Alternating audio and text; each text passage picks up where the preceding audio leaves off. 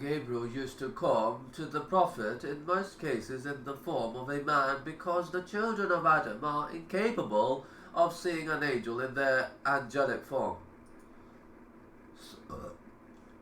So he would come in the form of a man, so that the people do not run away or get rebuffed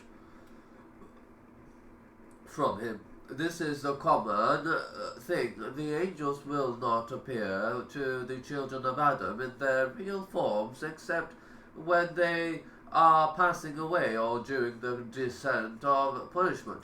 So at the time of death or descent of punishment, the refuge is with Allah. The angels appear in their real forms. Allah the Exalted says, "On the day they will see the angels. No glad tidings will there be for the sinful, criminals and disbelievers.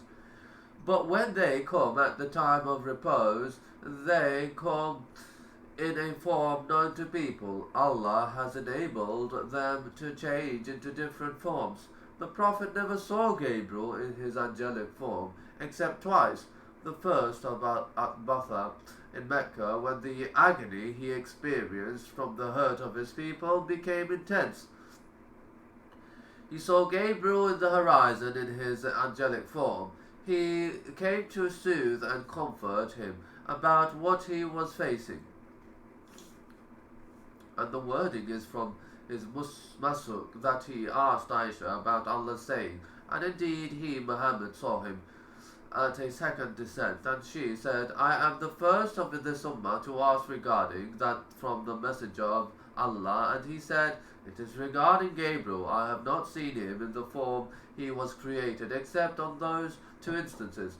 I saw him descending from the heaven, and his tremendous form covered that between the heavens and the earth, literally a plain or level land in a city, as in the Hadith collected by Al-Bukhari and Muslim." The second instance, he saw Gabriel in his angelic form in the night of ascension at as Sidrat al-Muntaha. Allah the Exalted said, "And indeed Muhammad saw him, Gabriel, at a second descent another time near the Sidrat al-Muntaha. But at the other times he used to come to the messenger in the form of a man, from the most handsome of men, his saying, with very white clothes, out of tidiness, and his saying, very dark hair, means in a handsome look."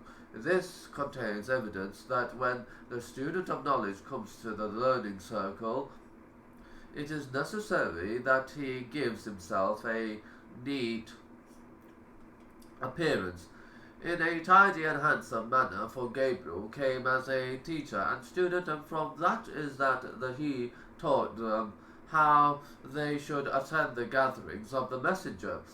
The learning circles are gatherings of reverence and meeting the messenger and the scholars. Thus it needs to be prepared for. To revere the scholars is greatly encouraged, for if you do not regard the scholar and honor him, you may not benefit from his knowledge. His saying, "and sat before the Prophet," this contains some etiquette for the student of knowledge, amongst which are, firstly, that he is sedate in manner and neat in appearance; secondly, that he sits in front of the teacher, facing him, in order to acquire knowledge from him. He should not turn his side towards him, or turn away from him, or become amusing or busy with other things. Rather, he should turn towards the teacher with his body and mind, so that the opportunity of really learning does not elude him. The lotus tree of the utmost boundary, it occurs above the seventh heaven. His saying, "He caused his knees to touch his knees." Gabriel joined his knees to those of the Prophet facing him and coming close to him.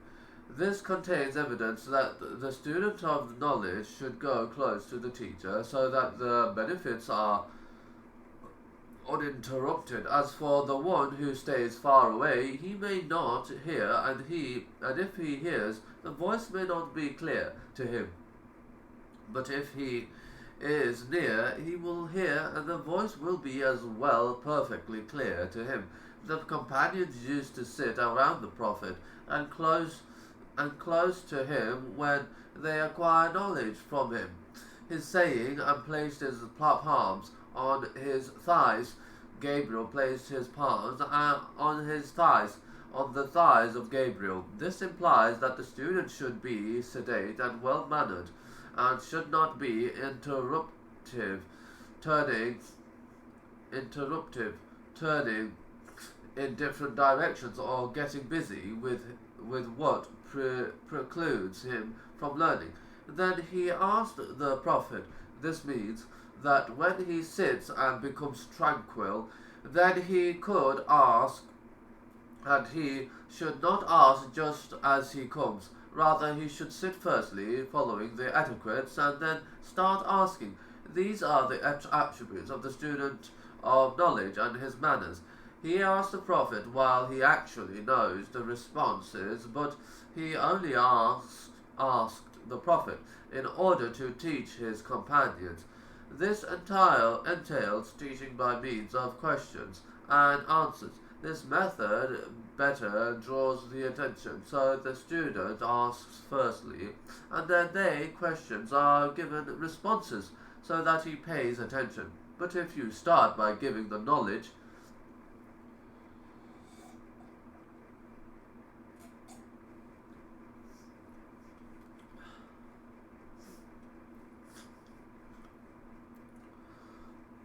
perhaps he may become unwary. Thus, from the methods of imparting beneficial knowledge is through questions and answers. So he, Gabriel, said, O Muhammad, tell me about Islam. Tell me the core of Islam, because one must know the core of Islam. It does not suffice one would ascribe himself to Islam or say, I am a Muslim, yet he knows not the mainstays of Islam. This is because if he does not know the foundation of Islam, he will not act upon it. How will he act upon what he knows not? So it does not suffice that one ascribes himself to Islam ignorantly. Rather, one should, as a matter of necessity, understand its foundations, so that he does them as required.